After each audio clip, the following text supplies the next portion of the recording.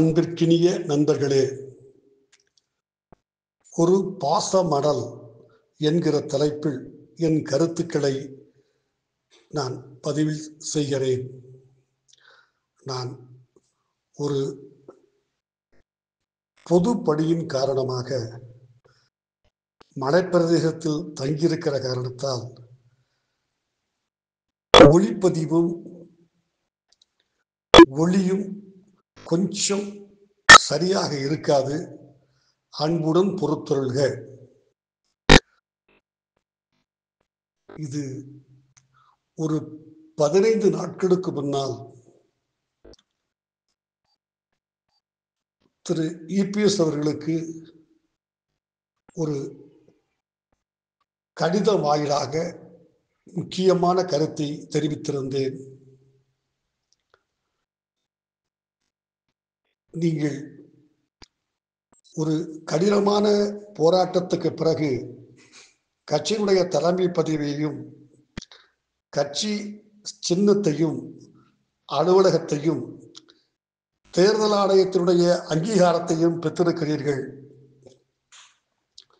ஒரு மிக நீண்ட போராட்டத்துக்கு பிறகுதான் இந்த வெற்றி கிடைத்திருக்கிறதே தவிர இது எளிதில் வந்ததல்ல. அதை சொல்லிவிட்டு இன்னும் ஒரு 2-3 கருத்துக்களை நான் சொல்லியிருந்தேன். ஒரு 3/2 பங்கு கட்சி தொண்டர்கள், தலைவர்கள் உங்களுக்கு சாதகமாக இருக்கிறார்கள், உங்களோடு துணை நிற்கிறார்கள், உங்கள் கையை பற்றி கொண்டு உங்கள் வழியில் வர உங்கள் பின்னால் தயாராக இருக்கிறார்கள். என்றாலும் கூட ஒரு 3/1 உறுதியாக உங்கள் பக்கம் நிற்கவில்லை. அது மட்டுமின்றி உங்கள் அருகே அமர்ந்திருக்கிற தலைவர்களிலேயே சிலர் மாறுபட்ட கருத்துக்கள். தயவுசெய்து என்னுடைய வார்த்தையை கவனியுங்கள். வார்த்தை பிரயோகத்தை, என்னுடைய சொல்லை விரோதமான கருத்தை என்று நான் சொல்லவில்லை. மாற்று கருத்து இருக்கிறது. அவர்கள் மிக விரைவில் தங்கள் கருத்துக்களை சொல்ல ஆரம்பிப்பார்கள் என்று குறிப்பிட்டிருந்தேன். ஒரு யோசனையும் சொல்லியிருந்தேன். 6 மாத காலத்திற்கு எந்த முடிவும் நீங்கள் எடுக்கக்கூடாது.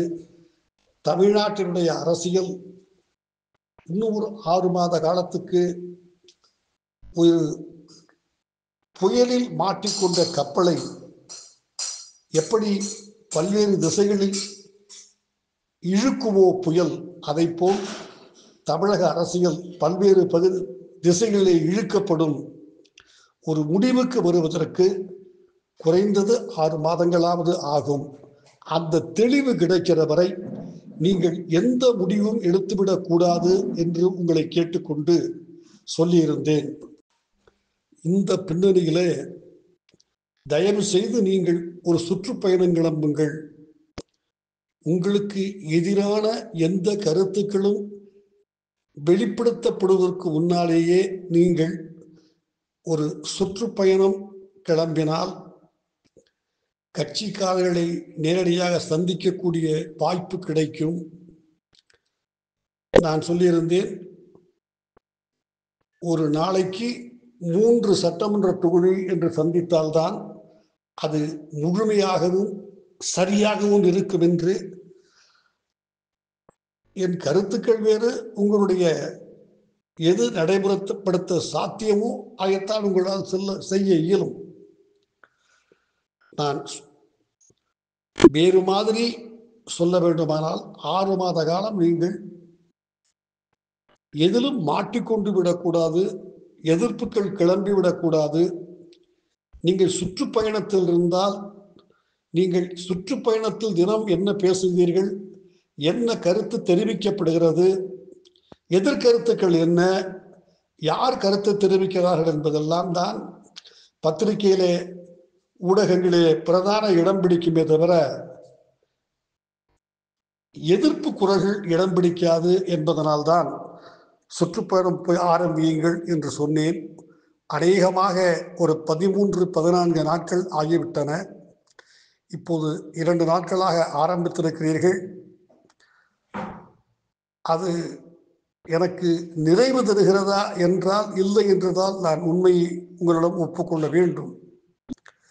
இன்னும் கொஞ்சம் நீங்கள் ஒரு ஒன்றிய அளவில் ஒன்றிய செயலாளரோடு ஒரு ஒன்றியத்தில் 5 பேரோடாவது ஒரு 10 நிமிடம் 15 நிமிடம் அவர்களை கூட்டத்தில் கருத்துக்களை சொல்ல அனுமதிக்காமல் உங்களோடு நேரடியாக பேசுகிற வாய்ப்பை ஏற்படுத்தி கொடுத்தால் உங்களுக்கும் அந்த ஃபீல்டு ஒர்க்கர்களுக்கும் ஒரு கருத்து ஒற்றுமை ஏற்படும்.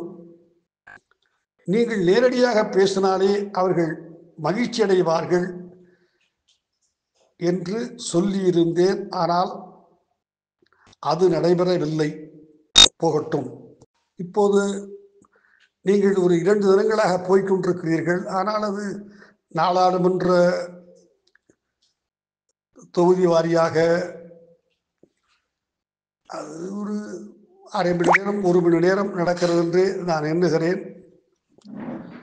நீங்கள் கொஞ்சம் இந்த சுற்றுப்பயணத்தை தாமதம் செய்த காரணத்தால் இந்த முன்னாள் அமைச்சர், அந்த மாவட்ட செயலாளர் உங்களுக்கு எதிராக இருக்கிறார், உங்களுக்கு கெடு விதித்திருக்கிறார், இத்தனை நாட்களுக்குள் நீங்கள் முடிவெடுக்க வேண்டும், இன்னாரையெல்லாம் கட்சியிலே சேர்த்து கொள்ள வேண்டும் என்று உங்களிடம் சொல்லுகிறார்கள், வலியுறுத்துகிறார்கள், கிட்டத்தட்ட உங்களை மிரட்டுகிறார்கள், எச்சரிக்கிறார்கள், பயமுறுத்துகிறார்கள் என்கிற பாணியில் ஆங்கில பத்திரிகைகள், நம்பிக்கை குகுந்த நம்பி படிக்கிற ஆங்கில பத்திரிகைகளும் அந்த செய்திகளை வெளியிட்டு விட்டன. நீங்கள் நான் சொன்ன நேரத்திலேயே தயவு செய்து வருத்தப்பட வேண்டாம்.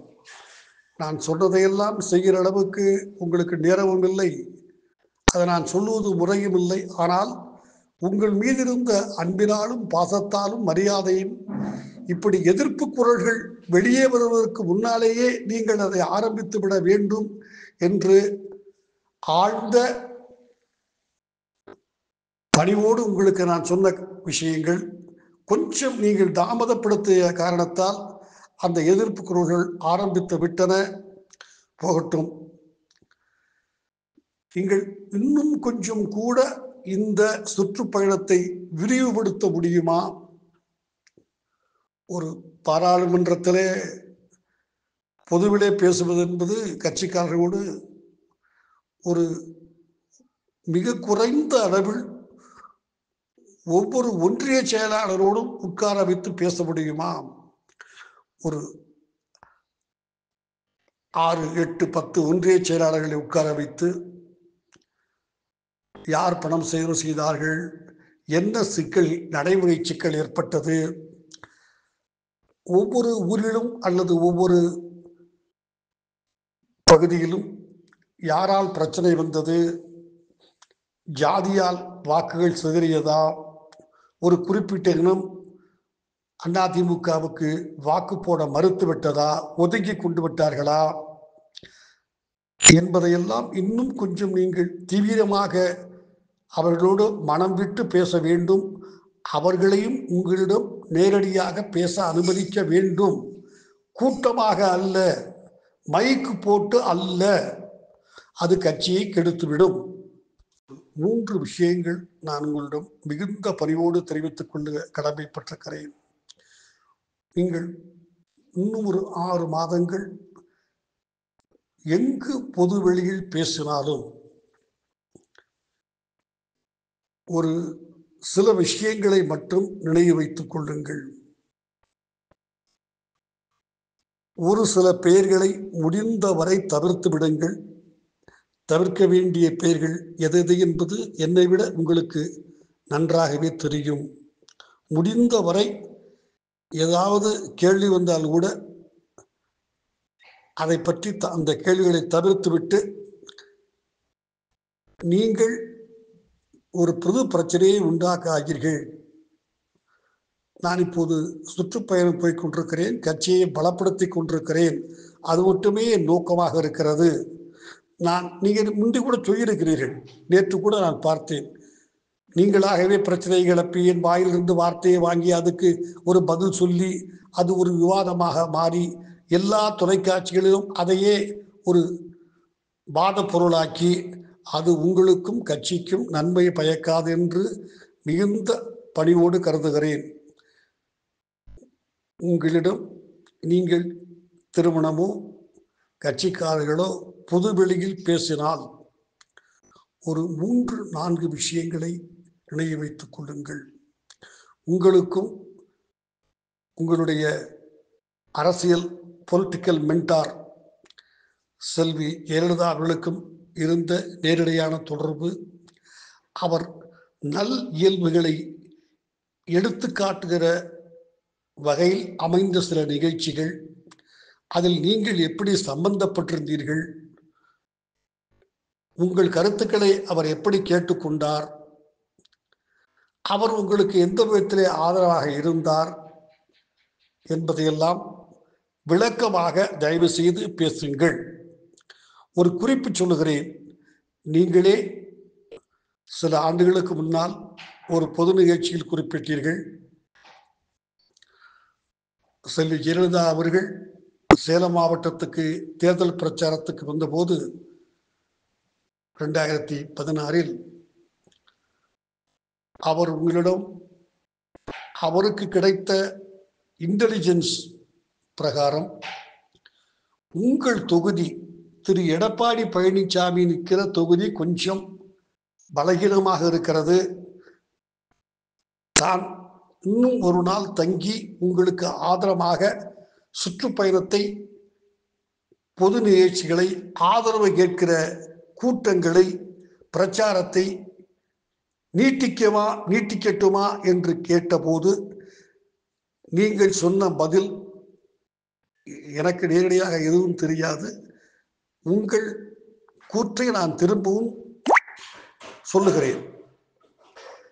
அம்மா, வேண்டியதில்லை, நான் நிச்சயமாக ஜெயித்து விடுவேன். சேலத்தில் இருக்கிற 11 தொகுதிகளிலே 10 தொகுதிகள் சட்டமன்ற தொகுதிகள் வென்று விடுவோம்.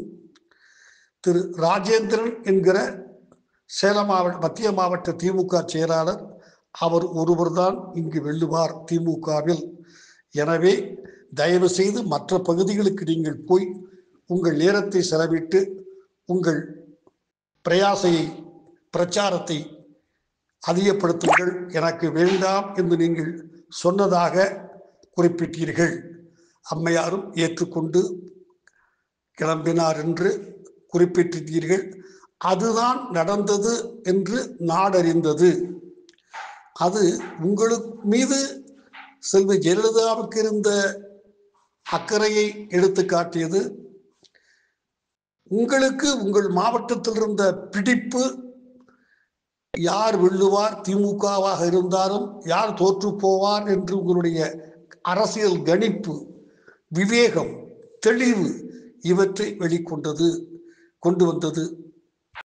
அது போன்ற நிகழ்ச்சிகளை உங்களுக்கும் செல்வி ஜெயலலிதாவுக்கான நேரடியான தொடர்புள்ள நிகழ்ச்சிகளை எடுத்து வெளியில் சொல்லி ஒவ்வொன்றாக கட்சிக்காரர்களை ஈர்க்க முயலுங்கள். கொஞ்சம் தடுமாற்றத்தில் இருக்கிறவர்களும் உங்கள் பக்கம் நெருங்கி வருவார்கள். எம்ஜிஆரோடு ஏதாவது உங்களுக்கு அனுபவங்கள் இருக்குமானால், ஒரு தொண்டராக அல்லது நீங்கள் சிறு வயதிலே அவர் ரசிகராக இருந்து என்னவெல்லாம் செய்திருக்கிறீர்கள், சினிமா பட போஸ்ட் கூட நீங்கள் ஒட்டியிருக்கலாம். இது போன்ற விஷயங்களை எல்லாம் நீங்கள் பொதுவெளியில் பகிர்ந்து கொள்ளுங்கள்.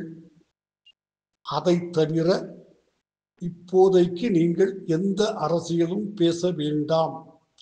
யார் யாரோடு கூட்டு சேர்வார்கள் என்பது உறுதியாக கணிக்க இயலவில்லை. எனவே இது போன்ற புரட்சித் தலைவர் எம்ஜிஆரோடு உங்களுக்கு தொடர்பு இருந்திருக்குமானால் அந்த தொடர்பை பற்றிய விவரங்கள், அல்லது அவருக்காக நீங்கள் ஆற்றிய தொண்டுகள், ஒரு ரசிகராக கூட நீங்கள் போஸ்டர் ஒட்டி இருக்கலாம், தவறல்ல. செல்வி ஜெயலலிதாவோடு உங்களுக்கு இருந்த அரசியல் தொடர்புகள், இவைகளை எடுத்து சொல்லி மக்கள் மனதிலே முடிந்தவரை அது மட்டுமே செய்திகளாக வருவதாக பார்த்து கொள்ளுங்கள். இன்னொரு 6 மாதம் தமிழ்நாடு அரசியலில் எதுவும் நிலையாக தெரியாது, எல்லாம் ஊர்ந்து கொண்டே இருக்கும். ஒரு முடிவுக்கு யாரும் வர இயலாது. இதை நீங்கள் தொடர்ந்து செய்ய செய்ய